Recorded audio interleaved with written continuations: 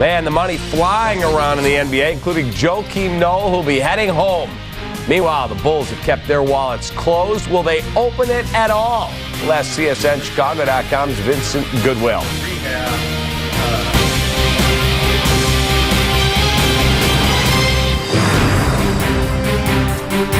Welcome into Sports Talk Live, presented by the Chevy Silverado. Hope you had a good day, ready for a great holiday weekend. I'm David Kappy. Panel for today's show, he's Jay Cohen from the AP. Vincent Goodwill, our Bulls insider, CSNC-TV.com. Phil Rogers, he is a legend in our town with MLB.com, a former Tribster. And Jason Gotch, Yahoo Sports Radio.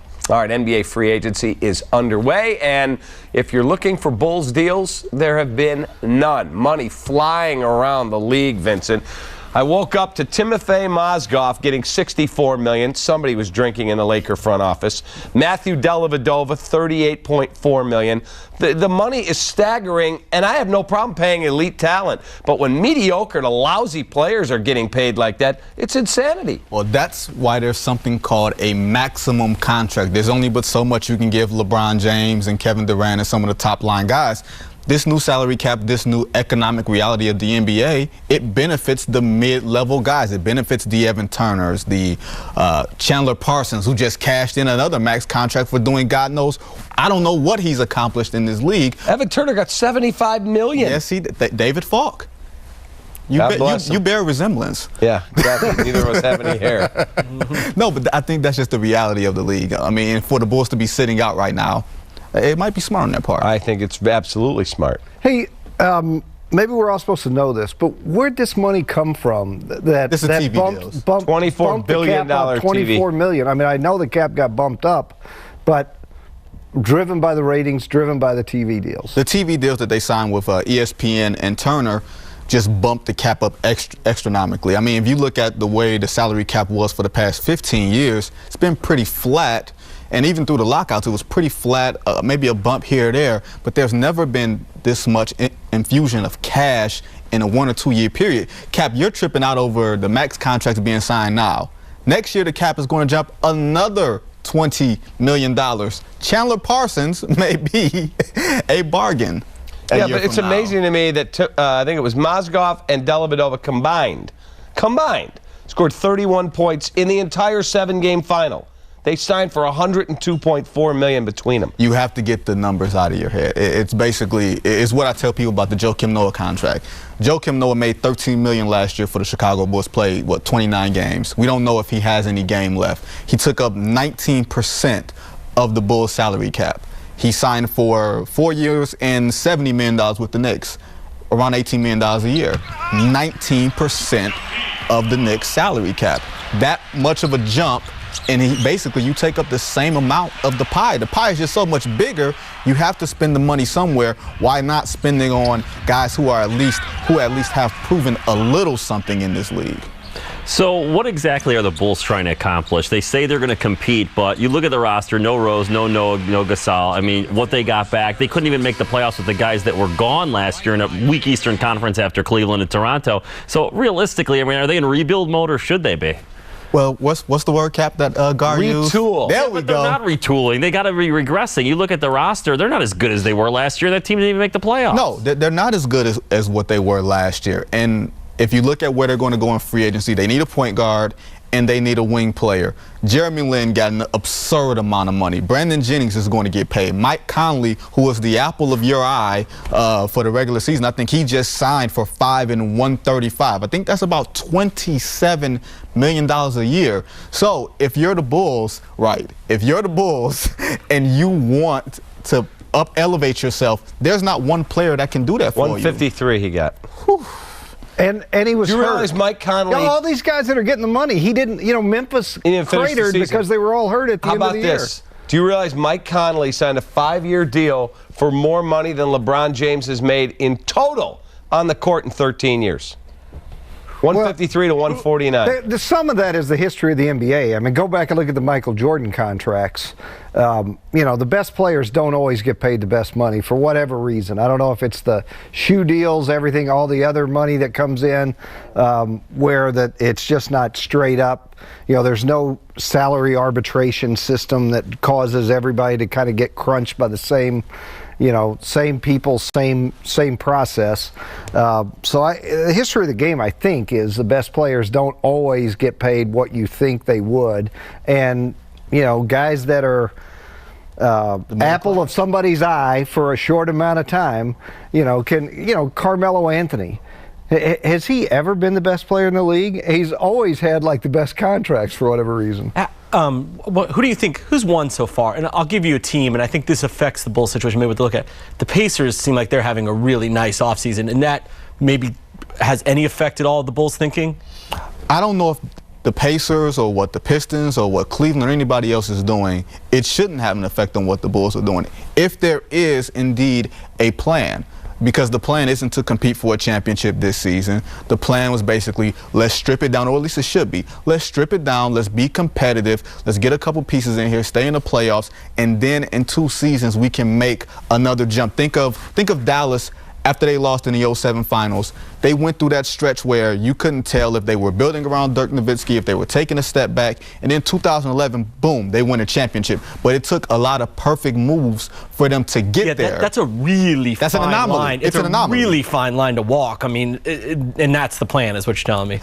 Well, I can't get inside Gar Forman's head now, and if anybody has space there, please let me know. But I don't know what else the plan could be if you're keeping Jimmy Butler and you're not going after the top tier free agents because you can't get them. Then you have to go after the mid-tier guys and hope that you're competitive in the next year or two. Okay, Mark Shanowski said, I said to him yesterday, boy, I read your blog. He's so dialed into it. I read your stuff. I'm reading everything. I said, I'm depressed. As a Bulls fan, I'm depressed. But he said, look at the silver lining. So let's assume they have an awful year next year. They don't make the playoffs.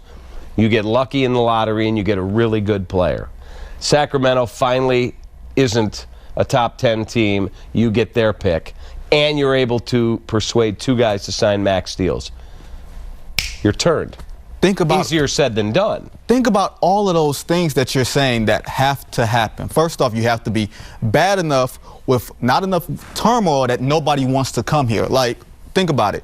What team, short of the Miami Heat in 2010, when they really stripped it down and kept Dwayne Wade, were able to really strip it all the way down, be bad to mediocre, and then grab the top tier free agents. And like you said, yeah, they can go grab 2 max players, but if those max players are Evan Turner and Chandler Parsons, I don't know how good you're going to be in theory. So, but it's a good class next year. But are you getting Chris Paul? Are you getting Kevin Durant? Are you getting LeBron James? The answer to those questions is no, because very rarely do those guys lead those type of markets for Chicago. Chicago has not proven itself to be a top-tier free agent destination. The Bulls have to get creative in the trade market and get guys on existing contracts from the previous CBA, from the previous salary caps, and I think that's the best route. Now, can you find those players? That's what Gar Forman and John Paxson and Fred Hoiberg to say, you know what, I can coach this guy, I can get this guy, let's figure it out, as opposed to going out and spending $25 million on a guy you really don't like. Yeah, besides what Cap described, this is a development thing too. I mean, a big key to how well they're going to do is the development. Can they turn Denzel Valentine into a good player? Is Bobby Portis a good player? Who is Jaren Grant? I mean, these young kids where there's some shelf in them, I mean, that's a far more likely route to go than the one that Cap's describing. I mean, well, think about it. They're in love with how many guys? Let's name them. Bobby Portis, Chris Felicio, Doug McDermott, Nico Mirotic, Denzel Valentine. These are 5 guys that basically you've drafted or brought in over the last 2 years that you're putting a lot of eggs in their basket to go and replace the Taj Gibsons and the Joakim Noahs and some of the dependable, if not limited, veterans that you had. You're putting a lot of eggs in their basket. I don't know if I've seen enough from any one player or a combination of players to say that in 2 years they're going to be frontline guys. To me, there are too many maybes. There are a bunch of luxury guys that you can't afford to have if you want to be competitive in the next year or two, given what they've shown us. So instead of going this route where you're trying to look for guys, should they have kept Derrick Rose in a contract year, see if he could stay healthy, and let him play it out, because he might be very motivated to get all this money that's now all of a sudden out there for guys like Matthew Dellavedova or Timothy Mozgov gets all this money. What's Derrick Rose going to be worth if he has a good year? That was my point to Cap. Not necessarily holding on to him. You needed a fresh start. You needed to move on. Well, you did, but maybe Jimmy said one of us had to go. But here's my thing, Cap.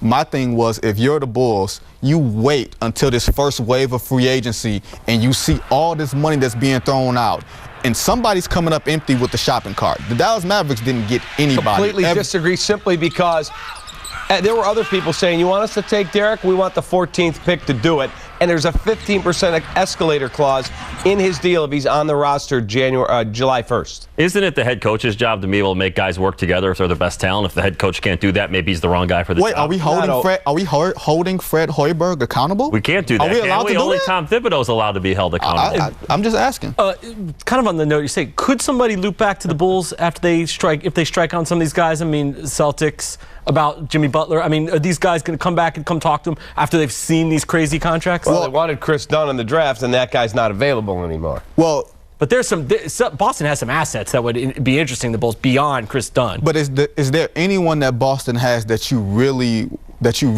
want to have on this roster, even if you're trying to be competitive 2 years from now? Like, you're basically saying, we're going to be the 1999-2000 Chicago Bulls where we have no talent, we have no frontline players, just to say that we got rid of someone. I don't think anybody should be anxious to go back to those days. It's really hard to go from being good or even halfway good to being really bad and then just rising back up in 2 or 3 years and saying, okay, now we're ready for championship. Well, best your timeline, but that's an easier thing to do than retool. Dwight Howard just left the market.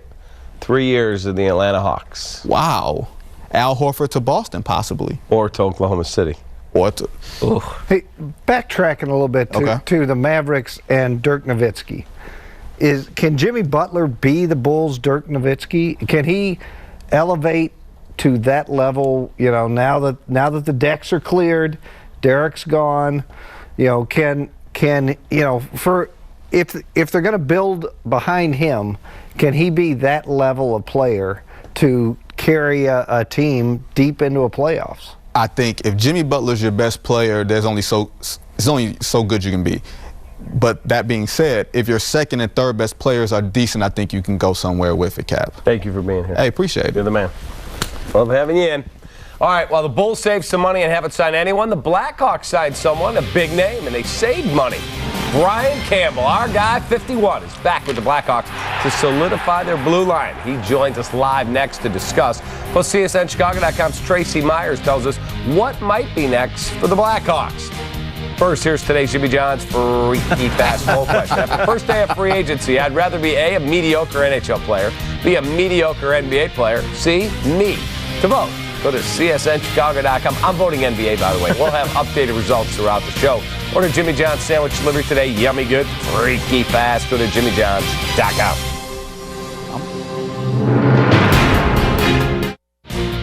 Sports Talk Live is presented by your Chicagoland and Northwest Indiana Chevy dealers who know what it takes to be number one. It's all about drive.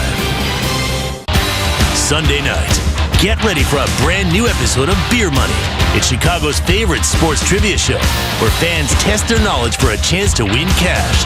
Beer Money, presented by Coors Light, Sunday at 7 on CSN Chicago.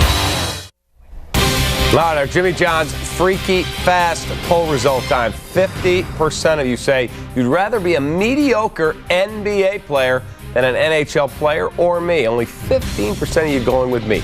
Good choice. Thank you for voting. Order Jimmy John's sandwich delivery tonight. Yummy good, freaky fast. Go to JimmyJohns.com. By the way, Darwin Barty facing his first batter as a pitcher for the Blue Jays in the top of the 19th. And Carlos Santana has just taken him yard to deep right center. Now the Indians have a 2-1 lead, trying to hang on and win their 14th straight. Before we get out of here, do you believe the Bulls will do anything of consequence to be better, or they are embracing the let's suck? I don't think they'll do anything. I think they're going to retool. I think what you're going to see is what you got. I have no idea what they're doing. They just seem lost as an organization. I'll say they do nothing that matters. Yeah, I mean, they would be aggressively trying to do it right now. So I'm going to say, for whatever reason, they are taking a step back to maybe reassess exactly what they have. Then we can bring that guy in that ran the Sixers and. Oh, that'd be horrible. Sam Hinkie, what a disaster. You know what? You could say that all you want, but they've got Okafor, they got Simmons, Nerlens, Noel, and a whole lot of cap room. 10 wins last year. They're starting to add talent. That is a wrap for Sports Talk Live, presented by the Chevy Silverado. Sportsnet Central's next. Then it's White Sox and Astros right here at 7. Chuck and Bill have your post game. Have a great weekend. We're off Monday for the holiday best of show. We'll see you on Tuesday.